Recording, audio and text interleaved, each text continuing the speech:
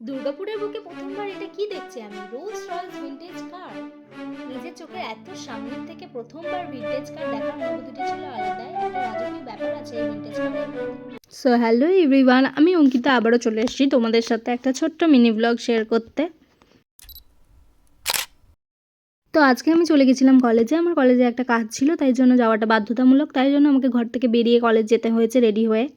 তো কলেজে গিয়ে আমি দেখি কলেজটা ভীষণ ফাঁকা, তারপর জানতে পারি যে কলেজের মধ্যে এক্সাম চলছে, তাই জন্য কলেজটা এত ফাঁকা এত শান্ত। তো কলেজের কাজ আমার মোটামুটি হয়ে গেছে, এরপর আমি একটা নিমকি মাখা খেয়ে নিয়েছি। এরপর এখন আমি হেলমেট পরে নিচ্ছি বাড়ি যাওয়ার জন্য।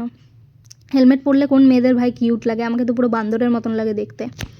তাও আবার হেলমেটটা যদি হয় নিজের মাথার থেকে বড়, তাহলে তো সেটা না ভালো লাগাটাই স্বাভাবিক, তাই না? তবুও পড়তে হয় নিজের সেফটির জন্য। এরপর আমি তোমাদের টাটা করে নিচ্ছি। এরপর আমি কলেজ থেকে বেরিয়ে গেছি।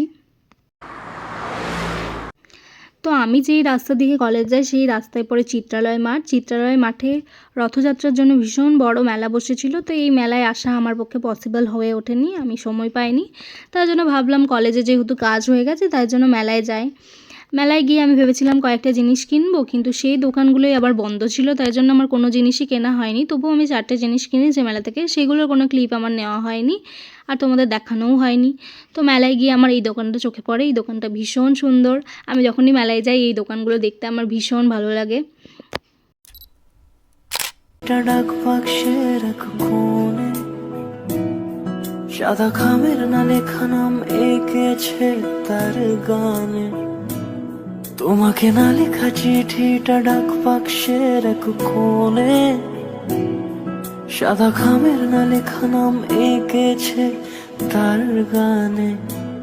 সেই চিঠি যত লেখা থাকে একা একা, সেই গানের না শোনা সুর আঁকা একা একা ছুঁয়ে যায় তবু কখন এসে।